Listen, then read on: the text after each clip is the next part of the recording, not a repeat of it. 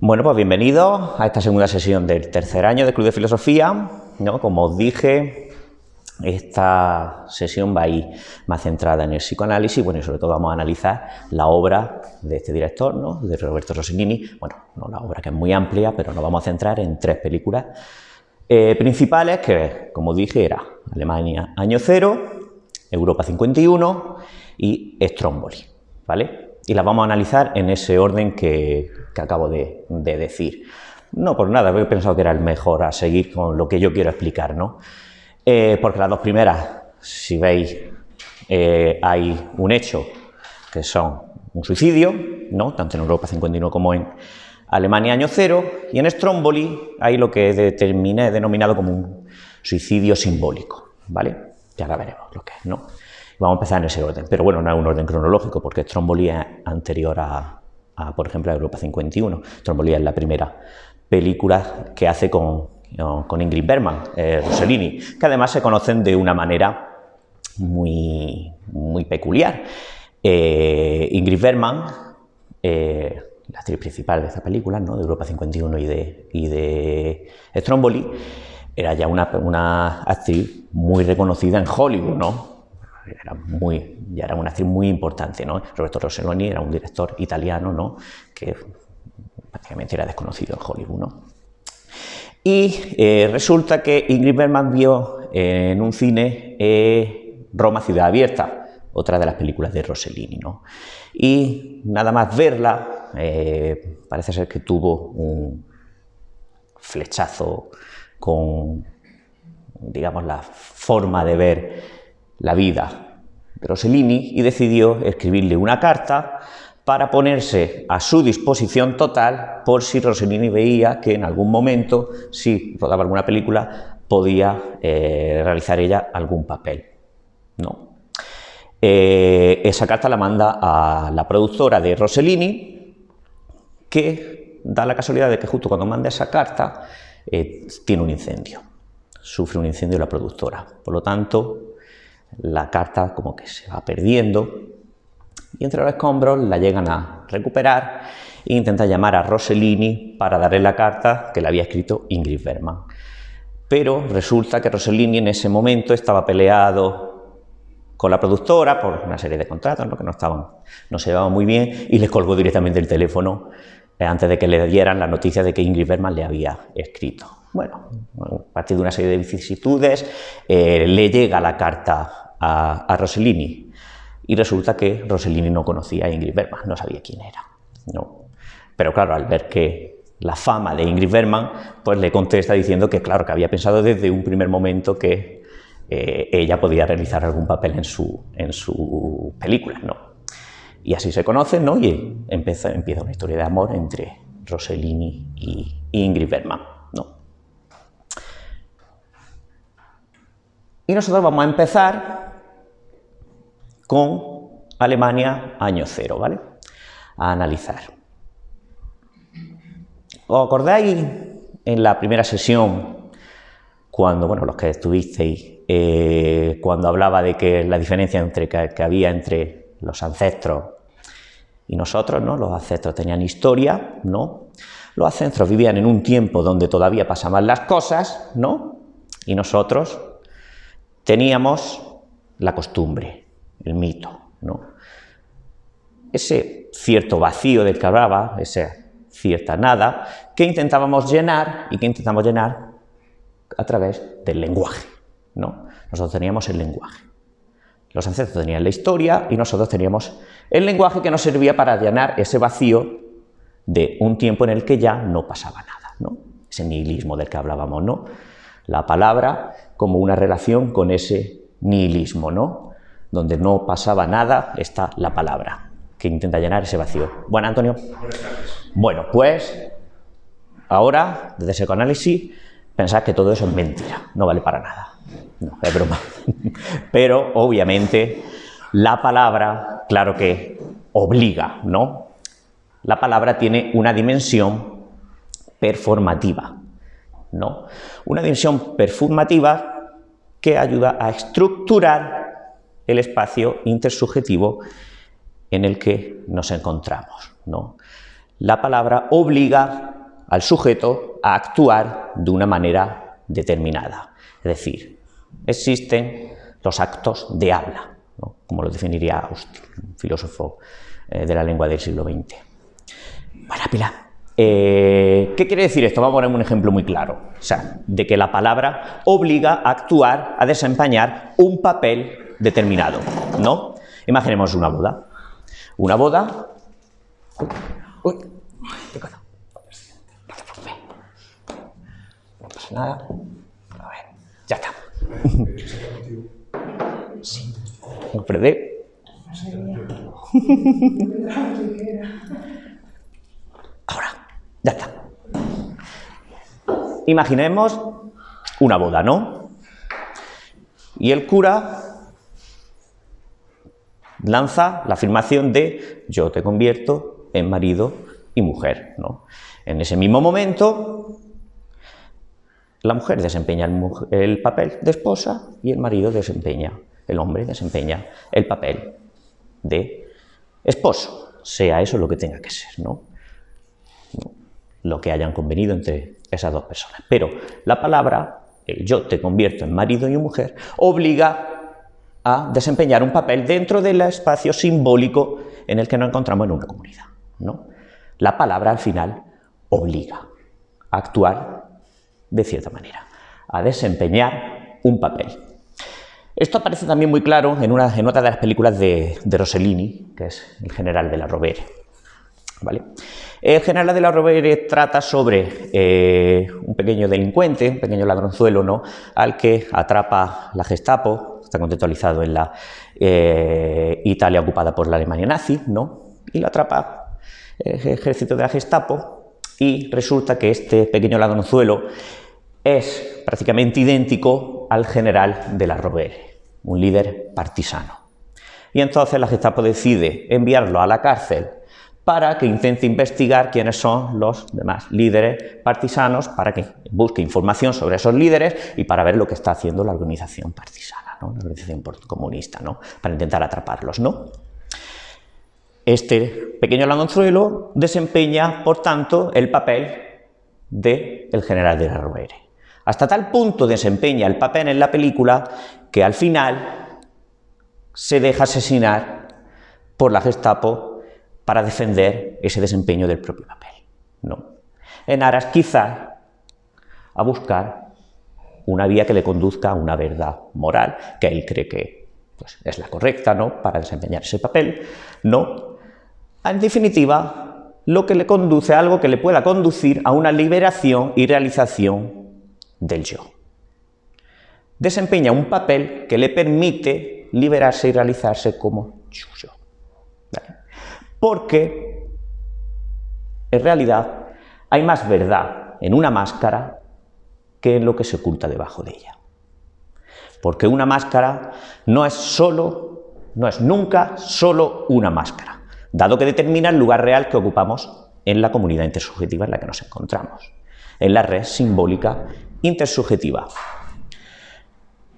Bueno, Emilio, lo que es falso, muchas veces y nulo, es esa distancia interior que intentamos mostrar con respecto a nuestro desempeño de un papel, con respecto a nuestra máscara que usamos. Nuestro supuesto verdadero yo muchas veces es mucho más falso que el papel que desempeñamos dentro de la comunidad intersubjetiva. Muchas veces nos dice más esa máscara, ese desempeño del papel dentro de la comunidad, que lo que creemos que es nuestro verdadero yo. Porque el uso de una máscara, al final, nos hace ser realmente aquello que en un principio habíamos fingido ser. El uso del papel del general de la Rovere por parte del ladronzuelo le hace ser al final aquello que realmente es el general de la Rovere. Aquello que en un principio había fingido ser, ¿vale? Porque el sujeto asume un mandato simbólico, asume un orden simbólico determinado, bajo el cual se enfrenta en la vida, o actúa en la vida. Un mandato simbólico que se puede romper en un momento que es llamado de epifanía. Un momento de epifanía que, por ejemplo, y ya nos adentramos más en la película, en Alemania Año Cero, sucede cuando Edmund, el niño, comete el parricidio. Para que no haya visto Alemania Año Cero, ¿no? Alemania Año Cero trata sobre la vida de una pequeña familia tras la Segunda Guerra Mundial, en el año 1945, en Alemania, en Berlín, que malvive como puede, ¿no? Y el niño, un niño de aproximadamente 9 o 10 años, ¿no? Edmund, en este caso que es el protagonista, pues se dedica pues, a hacer lo posible para mantener a su familia con vida, ¿no? Pequeños trabajos, pues pueda vender algo, intenta vivir de cualquier manera posible, ¿no? El niño tiene un encuentro con su maestro, un maestro antiguo que tenía, que era nazi, ¿no? Y el maestro digamos que le da ciertas enseñanzas propias del nazismo, ¿no? Diciéndole, ¿no?, que es correcto que viva el más fuerte y que el hombre débil o el ser humano débil es el que se merece la muerte porque no puede vivir en una sociedad donde deben de gobernar los fuertes, ¿no? Y tras esto, ¿no?, pues parece que el niño comete un parricidio, asesina a su padre dándole de beber le mezcla un veneno en un té, se lo da de beber para que muera, porque su padre, pues digamos que tiene el papel de un hombre enfermo, un hombre débil, un hombre que está bastante enfermo y que no puede cuidarse a sí mismo, ¿no? En Alemania, Año Cero, la epifanía, el momento de ruptura con ese orden simbólico, con ese mandato simbólico, es ese parricidio, el asesinato por parte de Edmund de su padre, que ahora veremos si es un asesinato de verdad. Un asesinato, un momento de epifanía que obviamente tiene una reacción. La reacción en Edmund, como lo vemos después, justo cuando comete el parricidio, ¿no?, es deambular, ¿no? Además la película está preparada para todo eso, ¿no?, para esa escena final en la que se ve a Edmund deambulando por las calles de Berlín, las calles destrozadas, ¿no?, de Berlín, sin mucho sentido, ¿no? Apartado de toda comunidad, de todo orden simbólico, apartado de toda la comunidad humana. De hecho, hay una escena en la que Edmund intenta jugar con unos niños de su misma edad y los niños lo rechazan, dando a entender que quizá ya saben lo que ha cometido, ¿no? Como si supieran que ha cometido el acto de parricidio, como si supieran que ha cometido el acto de ruptura con todo orden simbólico, y entonces no pertenece a su comunidad. Él sigue andando hasta que al final, ¿no?, encuentra un edificio, el cual sube hasta la planta alta y se tira, ¿no?, y se suicida. La infancia, ¿no?, se ha perdido para Edmund, ¿no?, en el momento de esa ruptura con todo orden simbólico, en el momento del parricidio. Está amputado de la comunidad humana, ¿vale? Esa es digamos, la sinopsis de la película, ¿no? Esto, ¿no?, podía tener una interpretación que podríamos decir que es una interpretación obvia, la película, ¿no?, que digamos que es esta. La ideología nazi, las enseñanzas del maestro, arruina la inocencia de un niño, la inocencia de Edmund en este caso, que cuando toma conciencia de la dimensión de su acción, de la dimensión del parricidio, se suicida bajo la presión de una culpa insoportable, ¿no? Aparece la culpa en Edmund y se suicida. Es una interpretación que digamos que es la interpretación más clara, ¿no?, más obvia. Pero, pregunto, ¿fue el acto de Edmund provocado realmente por la palabra del maestro? ¿Por la palabra de este maestro nazi, de ideología nazi? Vamos a analizar el acto en sí, el acto del parricidio. No. Cumple con un objetivo, que obviamente es las lecciones del maestro. Pero también cumple con un segundo propósito. Si lo vemos en la película, el padre está continuamente diciendo que qué hace él en esta vida, que mejor estaría muerto, porque él es una carga para su familia, que por qué no mejor morir, ¿no? Está continuamente pidiendo que lo maten. Por lo tanto, también se puede entender, se puede interpretar ese parricidio, interpretar desde el punto de vista de que Edmund acata la voluntad explícita de morir de su padre. Y en cuanto cumple con esos dos opuestos, el acto es un acto totalmente indeterminable. No se puede determinar. No hay palabra que obligue a Edmund. Ha desaparecido el orden simbólico en Edmund. Puesto que el acto se puede entender desde una crueldad suprema y frialdad distante, acatando las leyes nazis, ¿no? La ley del maestro, la ideología del maestro, pero también desde una ternura y amor sin límites, acatando la voluntad de su padre, ¿no? Y realizando, pues, lo que se puede decir, una eutanasia, ¿no? Por lo tanto, al ser un acto totalmente indeterminable, no hay fundamento de los actos en palabras, en ideologías. La palabra ya no obliga. No hay vínculo entre palabra y acción en el acto del parricidio de Edmund. Es un acto, podríamos decir, de libertad absoluta. Un acto que ha roto con todo orden simbólico. Un acto que es fundado solo en sí mismo, que es lo que significa un acto de libertad absoluta. Ni en ningún tipo de cimiento ideológico adecuado. Ni en un cimiento ideológico propio de la ideología nazi, pero tampoco en un cimiento ideológico propio de un amor incondicional hacia el padre. Es totalmente indeterminado.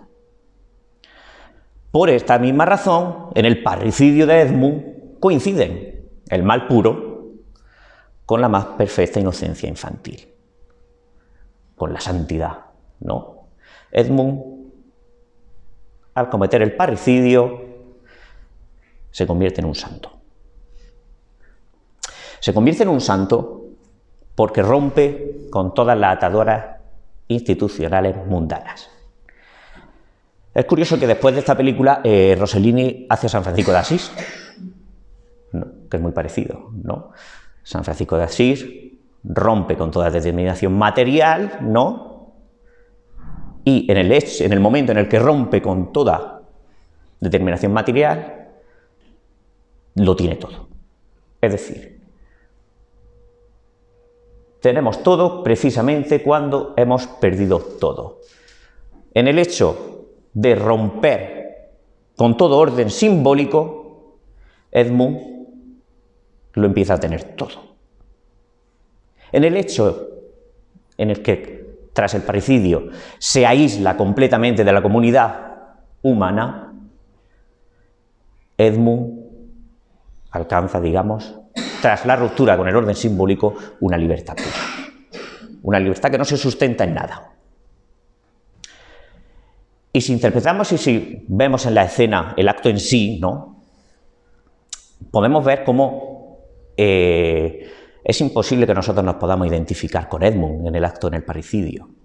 En cualquier otra película, un acto de eutanasia, nosotros nos podemos identificar con el que lo comete, con el que lo hace, lo realiza. No, porque es un acto de amor, ¿no? Podemos tener empatía con él, pero con Edmund no se tiene empatía. Y si lo vemos en la escena, Edmund no muestra ningún rasgo de sentimiento alguno, ni por lo malo ni por lo bueno. No hay ningún rasgo, puesto que ha roto con todo orden simbólico, puesto que es lo que se conoce en el psicoanálisis, como lo llama Lacan, un conjunto nulo. Es un sujeto que está reducido a un vacío sin sostén en la identificación imaginaria o simbólica. Es un sujeto que no se puede, que no tiene sostén dentro del orden simbólico, dentro de la estructura intersubjetiva de la comunidad humana. Es un conjunto nulo. Puede ser entendido como el mal puro, pero también como la santidad. Porque Edmund está simbólicamente muerto, simbólicamente excluido del gran otro, de ese orden simbólico.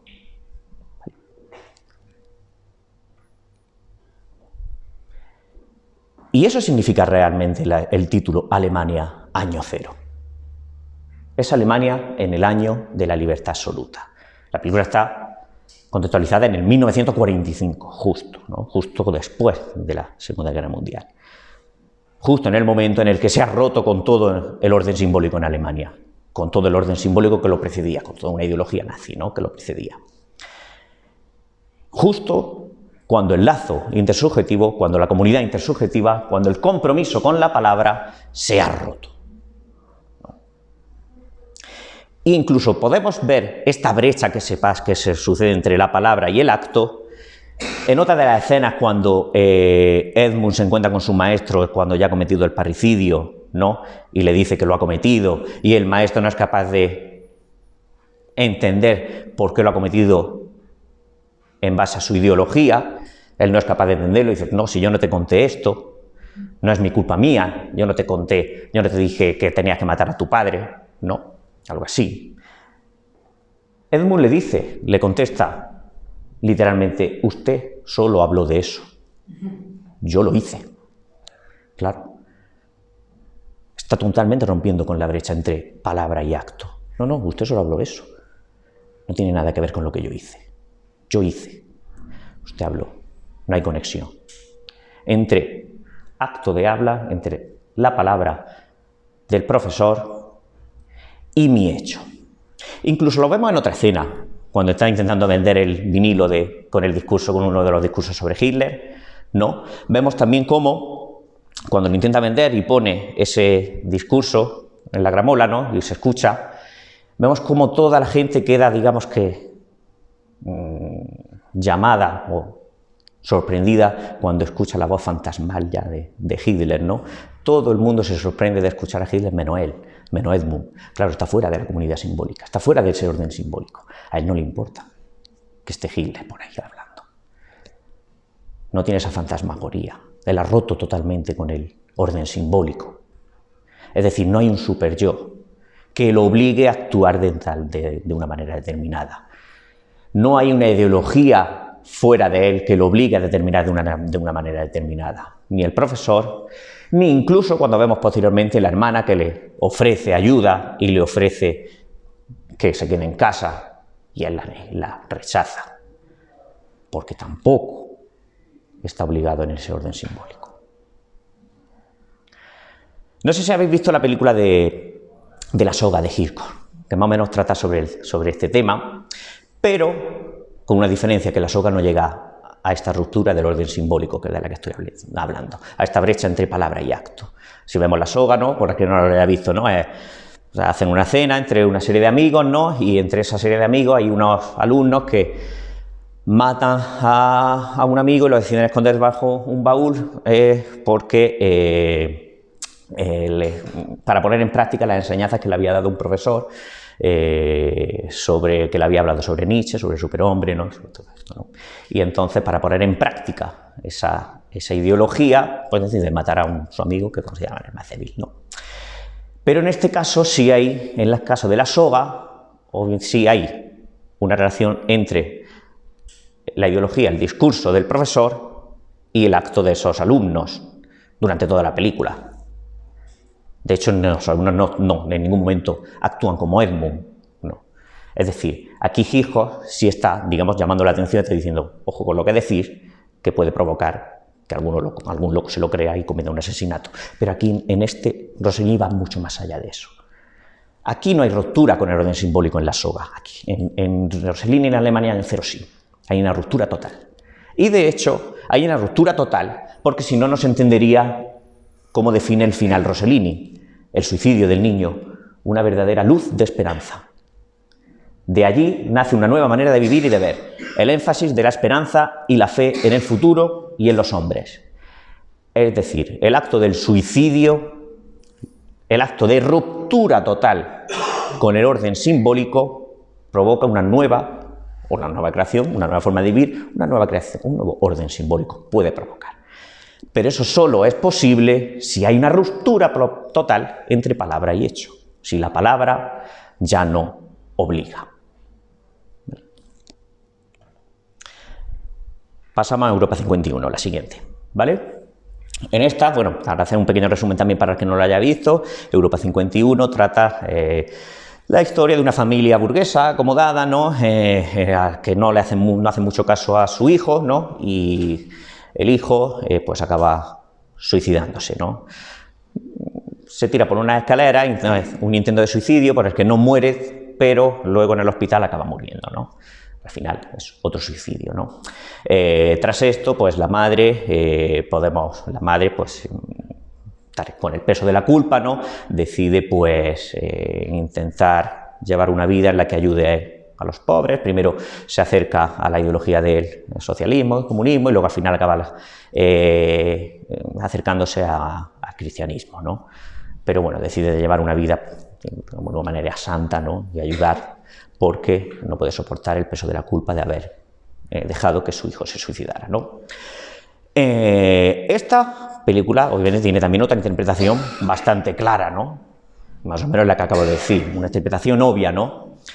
Irene se quiebra a causa de la insoportable presión de la culpa que se abate sobre ella tan pronto como toma conciencia de que ha sido sorda al desesperado llamado de su hijo, ¿no? Se puede ver como es una crítica a la alienación de la sociedad contemporánea, ¿no? Sobre todo una sociedad burguesa, ¿no? Que está más preocupada por crear eventos sociales con su misma comunidad, ¿no? Que por preocuparse por los llamamientos que hace su hijo, ¿no? Por las preocupaciones de su hijo, ¿no? Entonces, tras este suicidio, ¿no? Como hemos dicho, Irene, en este caso, la protagonista, Ingrid Bergman, asume una posición de santa, ¿no? En una actitud de abandono, ¿no? Decide dejar atrás todas sus posesiones materiales que le permitía llevar una vida burguesa, ¿no? Decide abandonar todo eso, ¿no? Y se dedica a ayudar a los pobres, ¿no? Como hemos dicho, a través primero de la ideología del socialismo, comunismo, y luego a través de el cristianismo, ¿no? Pero, ¿de verdad funciona así la culpa? En la película, en Irene, ¿de verdad es el peso de la culpa lo que le hace llegar a eso? ¿O realmente la culpa no funciona así, sino es una huida? Es una huida que oculta un trauma mucho más radical. El trauma de que no hay fundamento ontológico posible que pueda soportar la muerte de su hijo. Que el vacío ontológico que ha dejado el suicidio, el hecho del acto del suicidio de su hijo, es imposible ocultarlo en otra ideología, ya sea comunista o el cristianismo, socialismo o cristianismo. Es decir, Irene huye hacia la culpa porque es la única forma, ahora lo veremos, de mantener el orden simbólico y de introducir el hecho del suicidio de su hijo dentro de un orden simbólico posible. Esto en el psicoanálisis se llama proyección de la culpa, ¿no? Tenemos dos formas de entender la proyección de la culpa, ¿no? Una, muy sencilla, ¿no? El sujeto se libera de su responsabilidad a través de una proyección paranoica de la culpa en el otro, la proyección de la culpa. Esto es muy sencillo, ¿no? Ponemos el ejemplo del judío, ¿no? Pues el nazi, ¿no? ¿Cómo proyecta la culpa? Entiende que el judío es el mal absoluto, ¿no? La culpa es de ellos. Yo no tengo ninguna culpa de haber asesinado a alguien que representa para mí el mal absoluto. Obviamente, hay una proyección de la culpa, hay un alejamiento de la culpa. La culpa es del otro, no es mía, ¿no? La culpa es del judío, que es el mal absoluto, y yo soy el bien y tengo que combatir contra eso. Pero luego hay otra forma de entender la culpa, y es la que defiende o la que quiere afirmar Irene en la película En Europa 51, ¿no? Que es decir, hay una asunción de la culpa como huida del traumatismo real, que hemos hablado que es ese vacío ontológico que ha dejado el suicidio de su hijo. Porque no solo huimos de la culpa, no solo nos mantenemos alejados de la culpa, sino que también huimos hacia la culpa. Nos refugiamos en ella, sentimos goce en ella. Porque en la realidad cotidiana la vida puede ser espantosa y estúpida, pero todo estará bien mientras todo permanezca oculto a la mirada del gran otro, a ese gran otro que forma el orden simbólico. Vamos a poner un ejemplo en una de muchas interpretaciones de los pacientes de Freud, ¿no? Hay uno un padre que soñaba siempre que moría, que estaba muerto. Tenía ese sueño de que estaba muerto. ¿Con respecto a qué tenía miedo el padre sobre su muerte en el sueño? A que ese gran otro orden simbólico descubriera que estaba muerto. ¿Quién es el gran orden simbólico? ¿Quién es el gran otro en el padre? En la figura del padre. ¿Quién es el que hace ser padre al padre? El hijo. El hijo. Claro. El miedo era que el gran otro, ese hijo, descubriera que el padre, como figura de orden simbólico, porque además es figura autoritaria, figura en la que seguir, estaba muerto. No. Lo importante es que no se entere el gran otro de que estoy muerto. No. Incluso el hijo puede adoptar, como Irene, el sentimiento de culpa por haber matado al padre. Esto es lo que significa el complejo de Edipo en Freud. No es matar al padre porque somos unos asesinos natos los hijos, ni nada de eso. No, es porque se derrumba el orden simbólico que constituía tanto el padre como la madre en el niño. Se derrumba y el niño puede tener sentimiento de culpa de haber matado simbólicamente al padre. Y puede mantener, a través de la culpa, mantener vivo el orden simbólico y seguir considerándolo como padre simbólico, como estructura, ¿vale? Porque lo mejor es que yo sea completamente culpable y no que él se entere de su muerte, ¿vale? Lo mejor, Irene, es ser totalmente culpable antes de que se entere de que el gran otro, de que el orden simbólico bajo el que se sustentaba todo, no existe. Oculta, como hemos dicho, realmente el vacío ontológico que devoró a su hijo. La culpa oculta ese vacío ontológico que acabó devorando a su hijo en el acto del suicidio. Irene se siente, por lo tanto, atraída por constelaciones ideológicas que la fascinan, en la medida en que, al menos por el momento, le permiten integrar el escándalo de la muerte de su hijo en una lógica trascendente.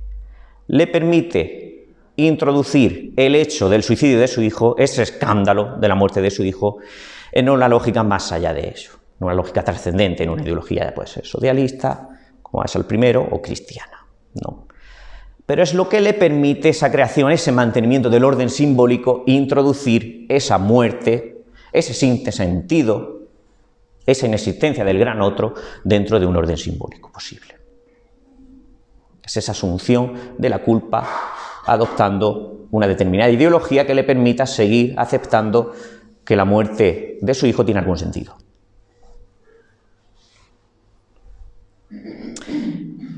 Y esto se rompe, al igual que en Alemania año cero, cuando se produce una separación total del orden simbólico en Irene. En Alemania año cero se rompe con el parricidio, no hemos dicho, y aquí se produce cuando a Irene la meten en una institución psiquiátrica, ¿no? Con la que separa por completo el orden simbólico que la constituía como tal antes. No. Y con la que separa, además, lo acepta. No, si vemos, ¿no?, en la película, Irene no le preocupa entrar en la institución psiquiátrica, ¿no?, de alguna forma, porque ha roto totalmente con el orden simbólico que la mantenía. No. Digamos que ahí, en el final de Europa 51, es donde se produce lo que se producía con Ormond en el parricidio. Esa separación, esa ruptura total con el orden simbólico. Es decir, justo en ese momento, digamos que vería el sinsentido o el vacío ontológico que deja el suicidio del hijo.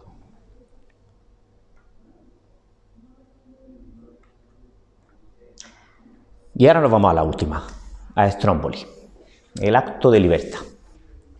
Bueno, hemos hablado, para resumir también un poquito la sinopsis, para el que no la haya visto, de Stromboli. Stromboli, a la vida de Karin, también interpretada por Ingrid Bergman, ¿no? Es una refugiada, también contextualizado en la Italia de posguerra, ¿no? En un campo de refugiados. Ella se mantiene allí y, como última salvación para salir de ese campo de refugiados, porque le niegan el visado para ir a Argentina, pues acepta casarse con un militar italiano que lo va a llegar a su pueblo, a su población, a la isla de Stromboli, ¿no? A vivir allí, ¿no? A mantener. Y luego, cuando ya sale de ese campamento, ¿no? Y van a mantener la vida con su marido, pues se da cuenta de que la sociedad en la que se encuentra, ¿no? El pueblo de Stromboli, pues es un poco, digamos que, chapado a la antigua, ¿no? Así, bastante radical en ese sentido. Es un pueblo donde pues parece que no se ve muy mal que se le pegue a la mujer, ¿no? Un pueblo con unas ideologías pues bastante ya clasistas, ¿no? Por decirlo de alguna manera, ¿no? Total, la vida con una vida también muy pobre, y con una vida que además tiene que estar pendiente de si el volcán entra en erupción o no, continuamente. Después de vivir una temporada, ¿no? en Stromboli, pues Karin, y cuando sobre todo sucede el hecho de que entra el volcán de Stromboli en erupción, pues decide salir de allí, ¿no? Intentar buscar una vida nueva, ¿no? Intentar romper con todo eso, ¿no? La película en Rossellini acaba con Karin subiendo la montaña, el volcán, ¿no? Y cuando llega a la cima, los humos y los calores pues, ¿no? hacen que Karin se desmaye, ¿no? Y despierta al día siguiente, ¿no? Exclamando Dios mío o Dios misericordioso, simplemente, ¿no?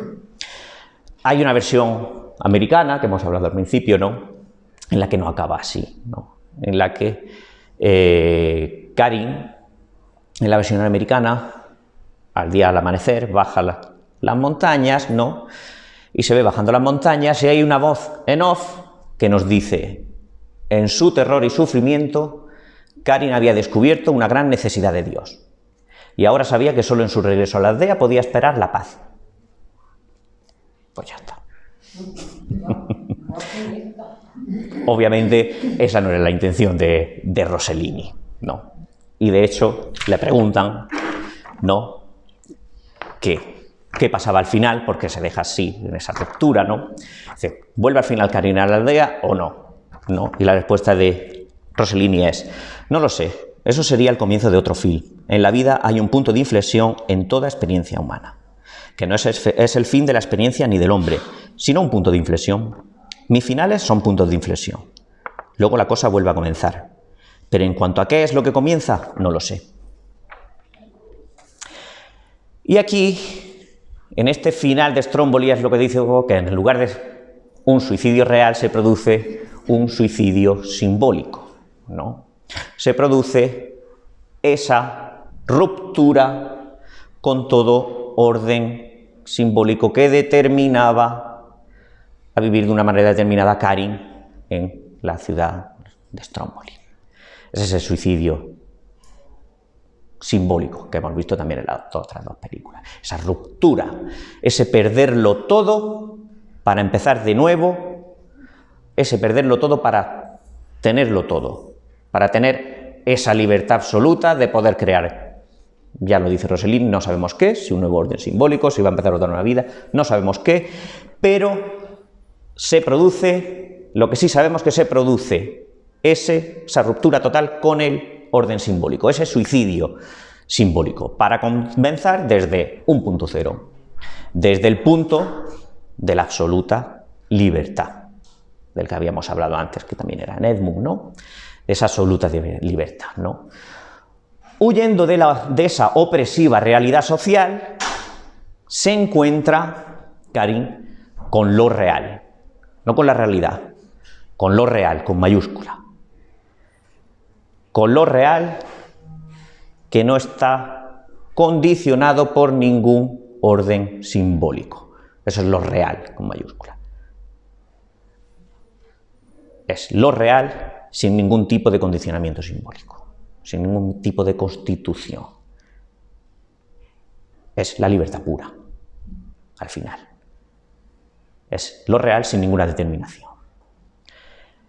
Y eso es aquello que produce en el ser humano, podríamos utilizar a Sartre, esa angustia, esa náusea, ¿no? Esa náusea de verse libre totalmente. Que estoy hablando de una libertad trascendental, no una libertad de elegir entre un iPhone 6 y un 8, no. Es decir, una libertad trascendental. Porque tan pronto como renunciamos a todos los lazos simbólicos, renunciamos al renunciamiento mismo, al tomar conciencia de que no tenemos nada que perder en una pérdida. Es decir, Stromboli, o Karin en el caso de la película, ¿no?, renuncia a todo orden simbólico y además se da cuenta de que, toma conciencia de que con esa pérdida no pierde nada. Lo que lo gana, como decíamos antes, lo que gana es todo.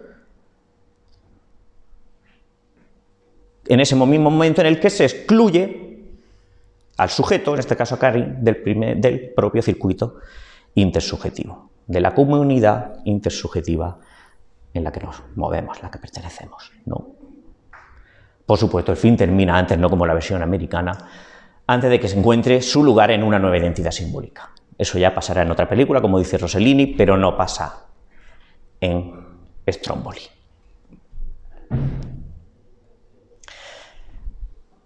Y ahora pasamos al último paso, porque he llamado al final la sesión la ficción de la realidad, ¿no? Y esto lo voy a relacionar un poco con el idealismo alemán, pero no voy a nombrar a ningún autor ni nada, simplemente para relacionar esto, construcción del orden simbólico propia del psicoanálisis, con la idea del idealismo alemán de que la realidad es algo postulado por el sujeto, de que nosotros no nos encontramos la realidad en sí, ahí. No, la realidad es algo que conocemos a través de las categorías de nuestro entendimiento, ¿no? Y por tanto nos las encontramos o nos las representamos a través de esas categorías. El sujeto postula la realidad. La realidad es algo que es postulado por el sujeto.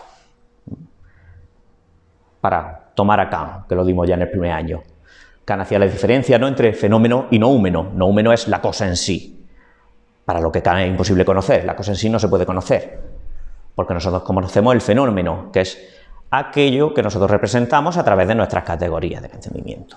Pues esa es la realidad. La realidad es que es postulada por el sujeto. La realidad es aquello que nosotros representamos, pero ya con las categorías que nos vienen dadas del entendimiento humano. No podemos interpretarla de otra forma, ¿no? Esa es la ficción de la realidad. La realidad final está constituida por nuestro orden simbólico, ¿no?